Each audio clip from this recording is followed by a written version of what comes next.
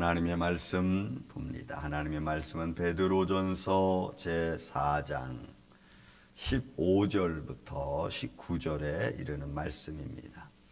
베드로전서 제4장 15절부터 19절 말씀을 교독하겠습니다. 너희 중에 누구든지 살인이나 도둑질이나 악행이나 남의 일을 간섭하는 자로 고난을 받지 말려니와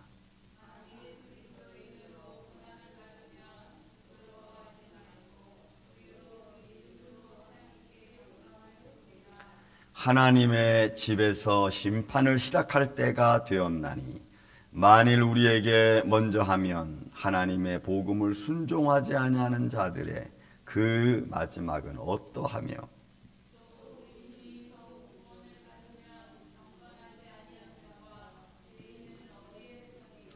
그러므로 하나님의 뜻대로 고난을 받는 자들은 또한 선을 행하는 가운데에 그 영혼을 미쁘신 창조주께 의탁할지어다. 아멘. 자, 우리 이 베드로 전서 전후서를 보면서 베드로의 마음을 좀 우리가 조금 보았죠.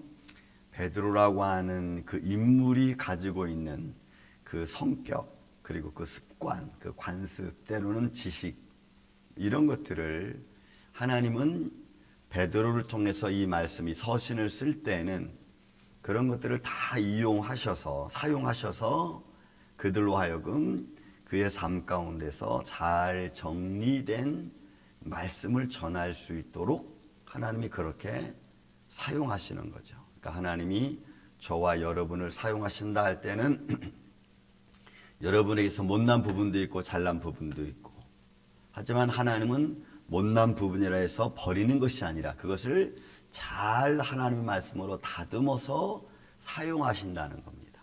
예를 들어 저는 좀 옛날에 굉장히 날카로웠습니다. 굉장히 샤프했고 좀 신경질적인 게 많았어요.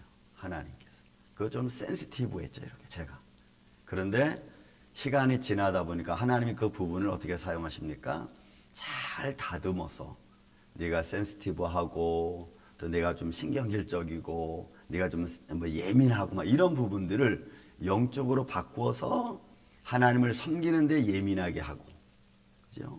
사람 앞에 무슨 행하는 데 있어서 좀 깨끗하게 할 수 있도록, 또 내 막 그 충동적이고 막 이런 어떤 그 날카로운 면들은 그걸 잘 부드럽게 만들어서 또 그와 같은 사람들을 잘 권면할 수 있도록 하나님은 그렇게 사용하시는 거죠. 하나님이 우리를 사용하실 때는 나의 못난 부분도 사용하시고 나의 잘난 부분도 사용하시고, 그래서 그것을 잘 믹서해서 다 하나님 앞에 영광이 되도록 사용하시는 줄로 믿습니다. 근데 그런 부분들을 우리가 잘 하나님 앞에 보이는 게 중요합니다. 왜냐하면 베드로가 지금 그렇게 사용되고 있기 때문에 그렇습니다. 자, 그래서 오늘 본문의 말씀, 너희 중에 누구든지 살인이나 도둑질이나 악행이나 남의 일을 간섭하는 자로 고난받지 말라. 우리가 이 고난이라는 것은 외부적으로부터 오는 고난이에요. 그러니까 육신적인 고난이 많은 거죠. 그러니까 외부로부터 오는 거니까 육신적이고, 때로는 그게 좀 강하면 정신적인 것까지 올 수 있는 거예요. 근데 그런 고난 중에 뭐 나쁜 일에서 고난받는 건 당연하죠. 나쁜 짓 하면은 당연히 뭐 법의 심판을 받잖아요. 하다못해 여러분 차 파킹도 잘못하면 파킹 티켓 끊잖아요. 그러니까 그거 끊으면 이거 내가 잘못한 거구나, 이렇게 하면 안 되겠구나 라고 마음에 새기면 괜찮은데, 내가 잘못한 것 없는데 왜 이런 거 파킹 티켓을 찌는 거야, 이렇게 되면 이제 이게 문제가 되는 거 아니겠어요? 그러니까 잘못한 것으로 고난을 받으면, 외부적인 압력을 받으면 그거는 어쩔 수 없어요. 그건 내가 잘못해서 받는 거니까. 그런데 우리가 너무 또 오버해서 고난받는 것도 있어요. 그게 이제 간섭하는 거예요. 남의 일에 간섭하는 거예요. 여러분, 제가 목회하다 보니까 꼭 우리가 간섭하지 말아야 될 부분들이 있습니다. 부부관계는 간섭하면 안 돼요. 부부관계는. 예를 들어서 남편이 목사님한테 와서 내 부인이 어쩌고 저쩌고 막, 때로는 부인이 와가지고 내 남편이 어쩌고 저쩌고 막 이러면 그렇습니까? 참 안 되겠네 막 이래가지고 남편을 무시하면은, 그러면은 나중에 보면은 부부가 손잡고 가는 거 보인다고. 그러면 그게 되게 어색해지는 거예요. 그래서 절대로 간섭할 때는 부부관계는 간섭하면 안 돼. 또 형제지간도 간섭하면 안 돼. 또 부모와 자식 간에도 간섭하면 안 돼. 그거는 간섭해서 될 문제가 아니고 그런 하나님 말씀을 잘 지도해서 합력할 수 있도록 우리가 도와줘야 되는 거예요. 부부관계가 잘 합력할 수 있도록 잘 이해할 수 있도록 그렇게 잘 권면하는 게 중요해요. 부모와 자식 간에도 마찬가지입니다. 갈려놓으려고 하는 게 아니고 잘 협력해서 부모는 자식에게 자식은 부모에게 잘 도울 수 있고 서로 의지할 수 있도록 그렇게 권면을 해줘야 돼요. 그러면 문제가 안 생겨요. 제가 그 전도사 시절 때 제가 한번 말씀드려 있는데 저희 교회에 아주 열심히 다니는 한 그 집사님이 계셨습니다. 아이 셋 낳은 집사님이신데 얼마나 열심히 다니는지 몰라. 그 남편은 정신이 온정하면 교회 나오고 그렇지 않으면 교회 안 나오고 그분은 좋은 기술을 가지고 있었습니다. 스시, 특별히 그 장어를 아주 맛있게 만드는 아주 좋은 기술을 가지고 계셨어요. 그래서 가게도 내고 그 점포를 만들어서 또 장사도 하고 막 이랬어요. 근데 이 남편이 이제 이게 약주만 드시면 이게 이제 문제가 발생을 하는 거예요. 그래서 어느 날 그 부인이 와가지고 사니 못 사느니 뭐 어떻게 하니 이혼하니 많이 하면서 막 얘기를 하면서 자기 남편 이야기를 막 하는 거예요. 처음에는 막 제가 그 부인의 말을 막 들었어요. 듣고 그러면 안 되죠. 그런 좋은 기술 그러면 안 되죠. 그래서 막 남편을 조금 이렇게 약간 이렇게 좀 허트하는 말을 이렇게 해서 왜 나는 이 부인을 좀 위로하기 위해서. 그런데 여러분 한 일주일 지나서 보니까 남편하고 부인이 같이 애들 손잡고 시장 가는 걸 내가 봤어. 그걸 보는 순간 내가 이거 잘못했구나. 이거 그 상담을 잘못했구나. 잘못한 걸 알았어. 그래서 그 뒤부터는 그 집사님이 와서 얘기하면은 절대로 남편 그러지 말고 그래도 같이 기도하면서 같이 도울 수 있도록 그렇게 권면하기 시작했어. 여러분 같이 협력할 수 있도록 하는 거예요. 이게 잘못 간섭이 되면은 이게 이제 내가 오해가 되는 거예요. 여러분 혹시 같이 사업을 하는 사람들 그래서 사업하는 사람들끼리 뭐 이 사람은 이렇게 저 사람은 저렇게 막 이렇게 얘기할 때 그것도 간섭하면 또 안 돼. 아무튼 우리 믿음의 사람들의 말은 잘 협력할 수 있도록 잘 함께 할 수 있도록 이렇게 권면해서 믿음으로 갈 수 있도록 해야지 한쪽을 좀 이렇게 허트하는 말을 한다든지 좀 안 좋은 쪽으로 말하면은 그 잘못하면 이간질하는 사람으로 낙인 찍힐 수 있어요. 목사님이 그렇게 얘기하면 안 되죠. 이러면 돼. 그거 안 되는 거예요. 그러니까 간섭하는 게 여러분 참 어렵습니다. 카운셀링 하는 게 여러분 참 어려운 거예요. 여러분 사랑을 더 끄집어내고 수고하는 그 수고의 아름다움을 더 끄집어내서 그 수고의 아름다움을 통해서 하나가 될 수 있도록 하는 게 여러분 참 어려운 거예요. 여러분 기다리고 참고 하는 게 여러분 우리 인생의 전반에 다 그런 거 아니겠습니까? 부모는 자식을 향해서 기다리고 남편과 부인은 서로를 위해서 기다려주는 것 아니에요. 그죠? 서로를 위해서 기다려주고 또 그 기다림 가운데 좋은 일이 생길 수 있고 여러분 기다리는 것만큼 힘든 게 없어요. 그러나 기다림을 통해서 좋은 일이 이루어지면 또 그보다 기쁜 게 없어요. 그래서 그런 것을 가지고 우리가 믿음으로 잘 기다려줄 수 있도록 믿음을 가지고 잘 권면할 수 있도록 우리가 하는 게 여러분 참 중요해요. 그 여러분 잘못 간섭을 하면은 그 간섭한 거로 내가 잘못하면 이간질하는 자로 몰릴 수도 있고 오해받는 자로 몰릴 수도 있고 때로는 내가 잘난 척하는 자로 몰릴 수도 있고 그런 거예요.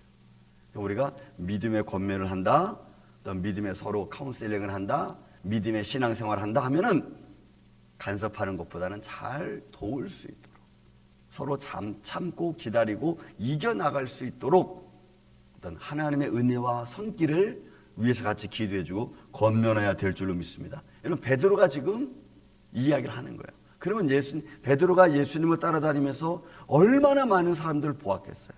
그죠? 근데 그 많은 사람들을 대하는 예수님의 모습을 베드로는 옆에서 보았을 거라고.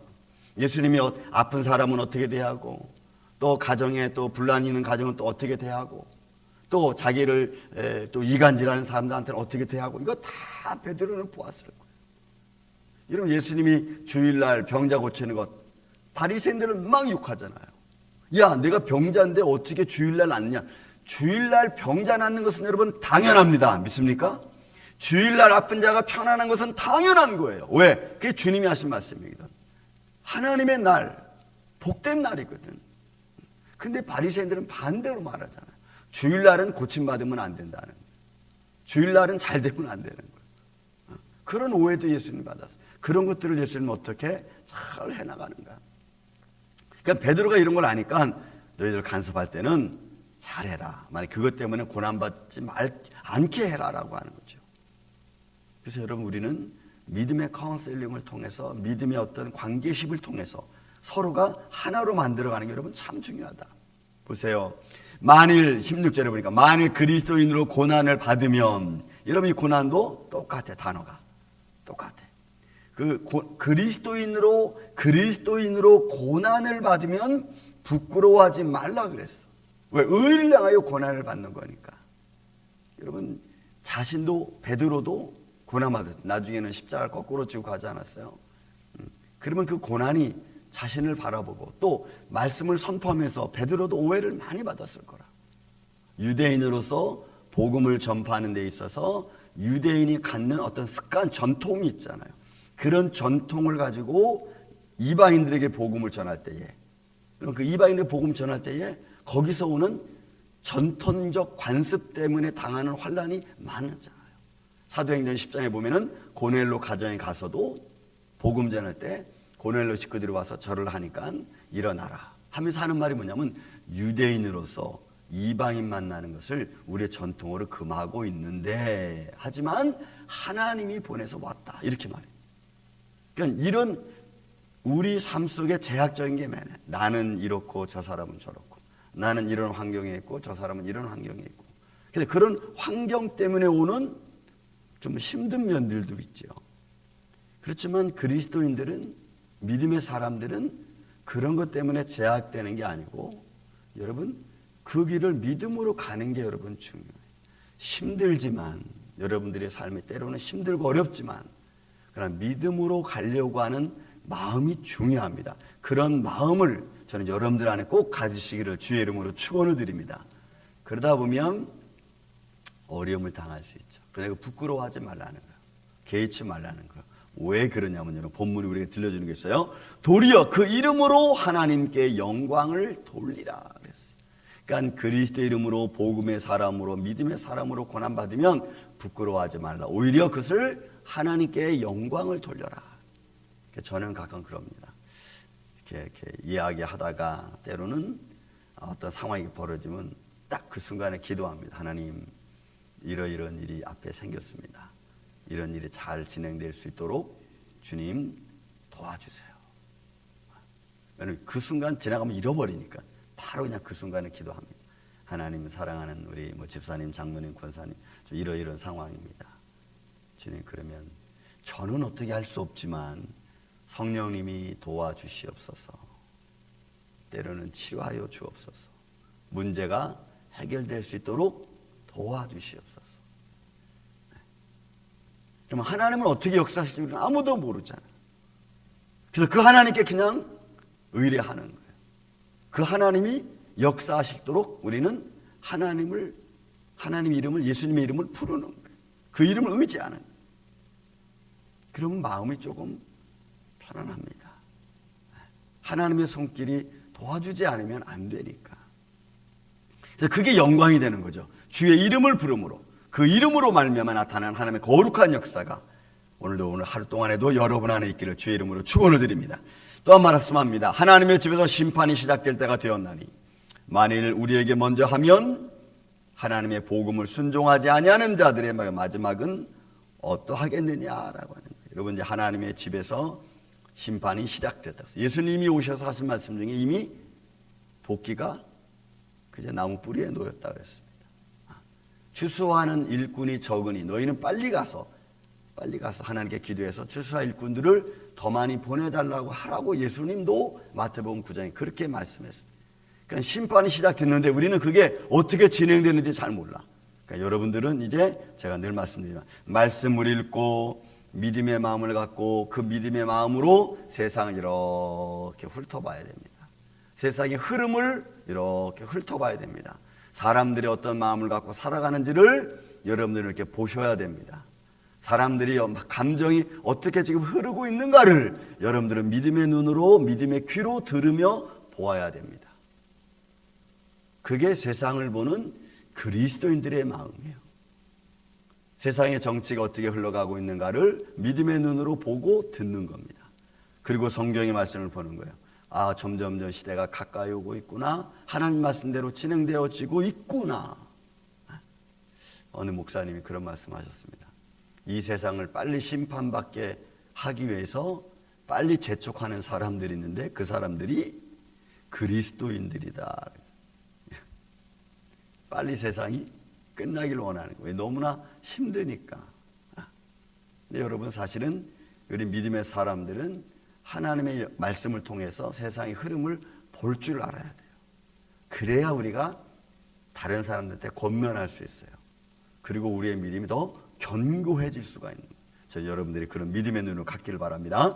그런 믿음의 마음을 갖고 보면은 뭐냐면은 자, 하나님 앞에서 심판이 시작됐는데 그러면 의인, 여러분 보세요. 18절에 말씀합니다. 의인이 겨우 구원을 받으면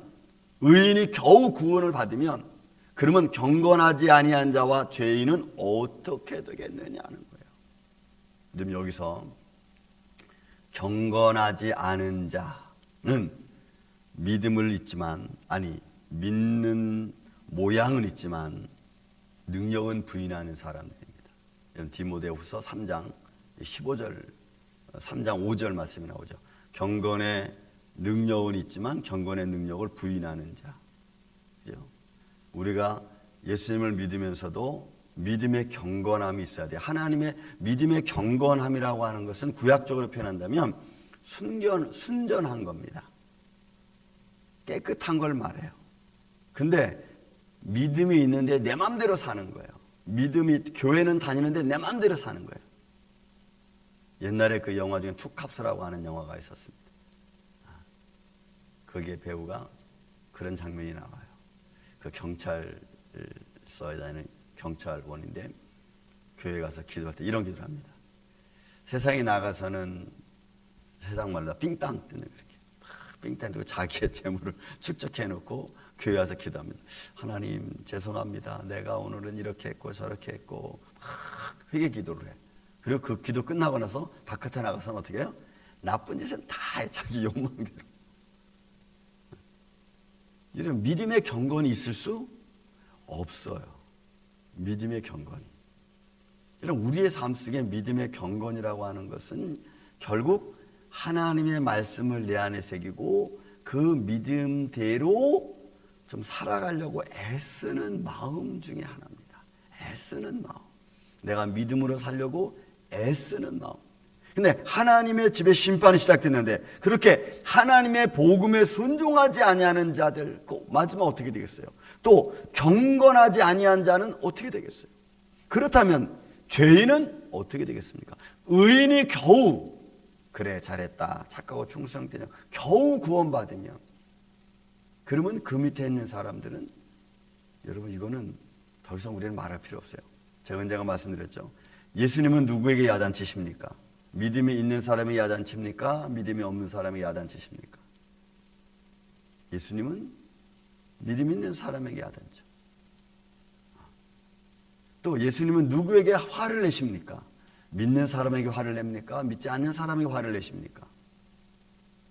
예수님은 믿는 사람에게 화를 내세요. 그게 여러분 어제 말씀드렸지만 광야의 40년 동안에 하나님이 화를 냈어요. 누구에게? 광야에 나와 있는 자기 자녀들에게. 여러분 애굽에서 10가지 재앙을 내렸어요. 왜 내렸을까요? 하나님의 사랑하는 자녀들을 위한 하나님의 구원의 방법이에요. 하나님의 자녀들 보이기 위해서. 그래서 바로 애굽을 사용하신 거라고. 애굽을 사용하신 거라고. 지금도 여러분 똑같아. 여러분들이 믿음이 있습니까? 하나님은 여러분들을 터치하십니다. 그래서 여러분들이 더 견고해지고 또 그런 여러분들을 통해서 믿지 않는 사람들에게, 믿음이 연약한 사람들에게 하나님의 영광을 나타내는 거예요. 그러니까 여러분들이 환난을 당하고 여러분들이 좀 어려워지면 하나님 오늘 나를 통해서 무슨 일을 하시려고 나한테 이렇게 힘들게 하십니까? 나를 힘들게 하십니까? 여러분 이렇게 생각하시면 돼요. 그러면은 하나님이 그 기도 들으시고 너를 통해서 믿음이 연약한 자를 강건하게 하시고 또 너의 수고를 통해서 하나님의 영광을 드러내게 하십니다. 이런 그런 믿음의 은혜가 여러분들 안에 있기를 예수님의 이름으로 축원을 드립니다. 그래서 말하는 거예요. 베드로가 이걸 너무나 많이 봤거든. 하나님의 사랑하는 사람들을 통해서 하나님 어떻게 역사하시는지, 믿음의 사람들을 통해서 어떻게 하나님의 영광이 드러나는지, 그거를 베드로는 너무나 많이 봤어. 예수님의 십자가의 죽음을 통해서 거룩하신 하나님의 뜻이 드러났잖아. 부활의 영광이 나타나고 막. 그러니까 베드로는 그런 것들을 다 보았기 때문에 또 느꼈기 때문에 그대로 전하는 거예요. 이 내용들은 다 그런 내용. 베드로의 삶과 체험, 또 자기를 통해 역사하시는 하나님의 손길. 오늘도 여러분들의 삶을 통해서 하나님의 영광이 많이 드러나는 복된 하루 되시기를 예수님의 이름으로 축원을 드립니다. 그러므로 하나님의 뜻대로 고난을 받는 자들은 또한 선을 행하는 가운데 그 영혼을 미쁘신 창조주께 의탁하니. 그러니까 하나님 뜻대로 받는 이 고난도 역시 파스코, 육체적인 외부적인 아픔입니다.